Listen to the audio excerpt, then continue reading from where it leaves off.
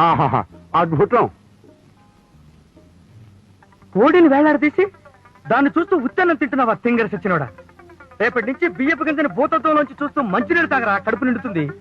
పెళ్లిలో తద్దిన మంత్రాలు చదివేవాడి మొహంలో మొహం చూడు, పోతావు రే, నాశనం అయిపోతావు. ఆహా, సరిగ్గా భోజన టైంకి వచ్చాను బావా. ఇంక నువ్వు తప్పించుకోలేవు. నీ తమ్ముడు కూడా వడ్డించవే.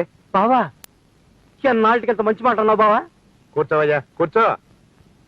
ఇవాళ మా ఇంట్లో కోడి కూర.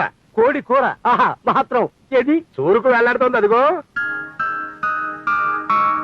దాని ఒక్క రెప్పార్పకుండా చూస్తూ పొట్టెన్నం మింగేయడమే కూర తిన్నంత తృప్తిగా ఉంటుంది.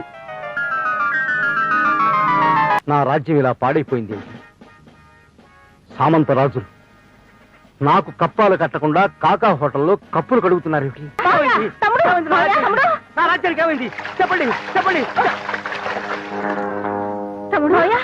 ఏమిటి పిచ్చి పిచ్చిగా మాట్లాడుతున్నావు? ఏమైంది మావయ్య?